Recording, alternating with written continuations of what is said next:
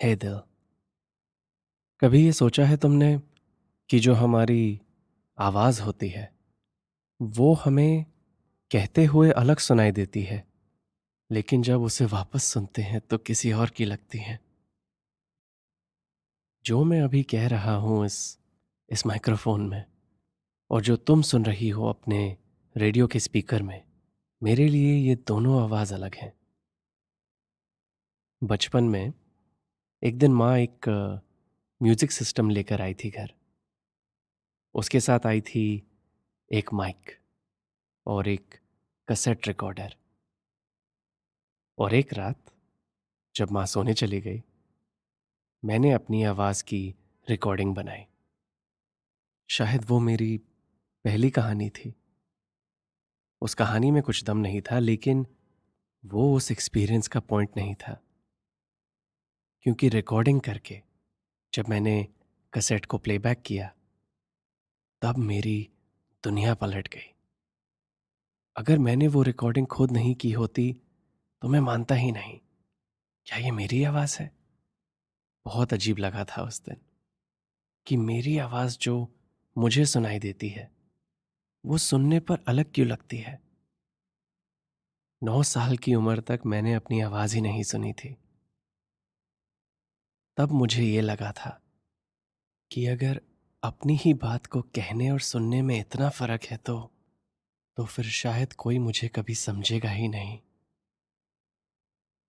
और हम कुछ कहते ही क्यों हैं अगर उसे किसी को समझाना नहीं है।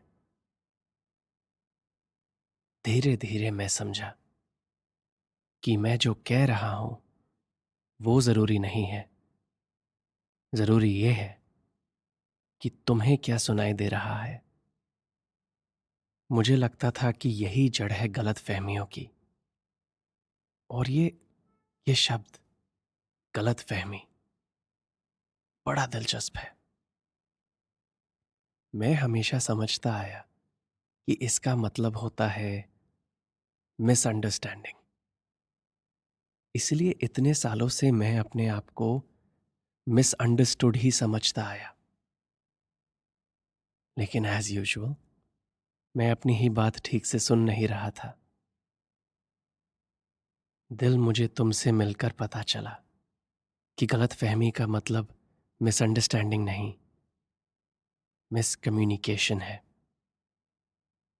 हमारे दिलों का कंटेंट सेम हो सकता है, कॉन्टेक्स्ट नहीं। क्या ही लाइन मैंने तुमसे चुराई है दिल।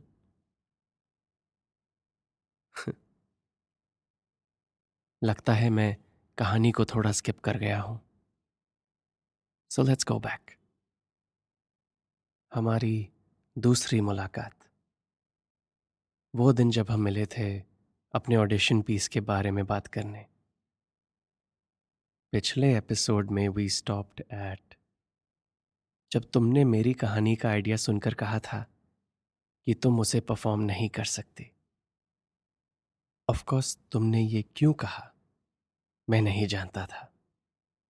मैंने वही समझा जो मेरे दिल ने कहा, कि तुम्हें मेरी कहानी पसंद नहीं आई, विच मीन्स कि तुम्हें मैं पसंद नहीं आया, विच मीन्स कि मैं तुम्हारे प्यार के लायक नहीं हूं, विच मीन्स कि मैं किसी के भी प्यार के लायक नहीं हूं। मेरे चेहरे पर तब शायद सिर्फ एक एक्सप्रेशन था, शर्मिंदगी।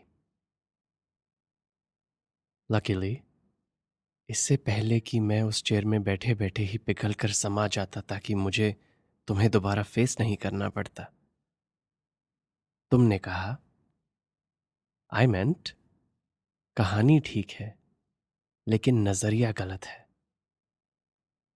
मैं ये सुनकर भी पिघल ही रहा था, तो मैं सिर्फ इतना कह पाया कि क्या मतलब।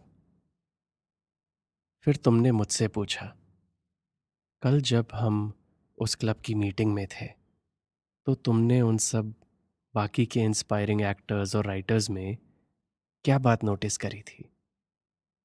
अब मैं तुम्हें सच तो बता नहीं सकता था कि मैं तो सिर्फ तुम्हें नोटिस कर रहा था। तो मैं चुप ही रहा और फिर तुमने कहा 80% राइटर्स लड़के थे और एक्टर्स मे बी 60% लड़के थे, विच मीन्स कि अगले हफ्ते की ऑडिशंस में परफॉर्मर का जेंडर जो भी हो, 80% स्क्रिप्ट्स को लड़के लिखेंगे, विच मीन्स मेजॉरिटी परफॉर्मेंसेस प्यार को लड़कों के पॉइंट ऑफ व्यू से दिखाएंगी। लेकिन अगर हम दोनों इन ऑडिशंस में पास होना चाहते हैं तो हमारा नजरिया अलग होना चाहिए, राइट? दिल, तुम्हारी ये बात सुनकर मैं फिर से शर्मिंदा हो गया,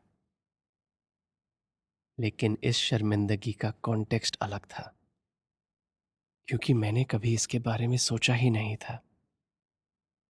मैं तब तक अपनी बातों को ठीक से समझने में इतना उलझा हुआ था कि मैंने ये कभी सोचा ही नहीं था कि मेरी बातों में ही कमी हो सकती है। तो मैंने वही किया जो एक उलझा हुआ इंसान करता है। मैंने तुम्हारी बात सुन तो ली, लेकिन समझी नहीं। मैंने उसी कहानी को फिर से तुम्हें सुनाया, बस जेंडर बदल कर। एंड यू नो व्हाट दिल, मैं बहुत लकी हूं, क्योंकि मेरे इस बेकार आइडिया को सुनकर तुम वहां से उठकर नहीं गए।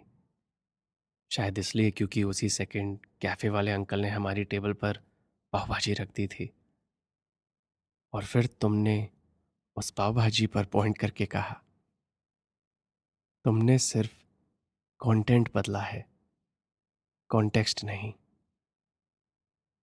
इस पाव भाजी को देखो, हमें पता है इसमें क्या क्या है, राइट? मैंने कहा, हाँ। हम दोनों को इसका टेस्ट पता है, राइट? मैंने कहा, हाँ। क्या हम दोनों को सेम टेस्ट आता है? मैंने कहा, हाँ, विद अ क्वेश्चन मार्क। और फिर तुमने कहा, नहीं, पाव भाजी सेम है, लेकिन टेस्ट सबको अलग अलग आता है।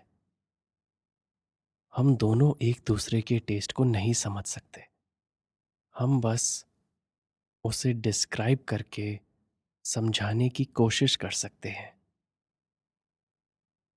ये सुनकर मुझे अंदर से तो लगा कि मैं तुम्हारी बात समझ गया हूं, लेकिन बाहर से, आई सपोज, मेरे चेहरे पर अभी भी कंफ्यूज्ड ही लिखा था। उस कंफ्यूजन को हटाने के लिए तुमने मेरे मुंह पर मारी, मेटाफोरिकली, अपने थीसिस की स्टेटमेंट। तुमने कहा, प्यार का एहसास शायद सबके लिए सेम होता है, लेकिन उसे महसूस सब अलग करते हैं। फाइनली मुझे तुम्हारी बात अंदर और बाहर दोनों से समझ आई। So let's recap. 10 मिनट पहले मुझे लग रहा था कि मेरी ये नई लव स्टोरी अब खत्म है, और तुम्हारे साथ सिर्फ 10 मिनट गुजारने के बाद मुझे फाइनली समझ आ रहा है कि इस कहानी में सिर्फ मैं नहीं हूं, मैं और तुम, हम दोनों का नजरिया इक्वली मैटर करता है। तो फिर तब वहां बैठे पाव भाजी खाते हुए मैंने तुमसे पूछा, क्या तुम और मैं हम बन सकते हैं? ओके ओके, मैंने ये नहीं पूछा था, लेकिन मेरे एक्चुअल सवाल का मीनिंग ऐसा ही था, क्योंकि मेरी लव लाइफ में चाहे जितनी भी कहानियां बनी हैं, मैं अपनी क्रिएटिव लाइफ में अभी तक सिंगल ही था।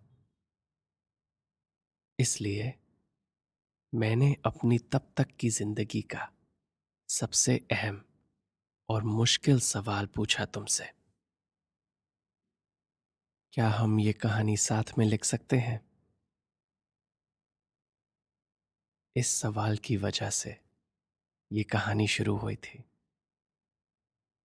और ऐसे ही सवालों की वजह से ये कहानी इस मोड़ पर आ गई है कि मैं तुम्हें इस जरिए से अपना नजरिया सुना रहा हूं।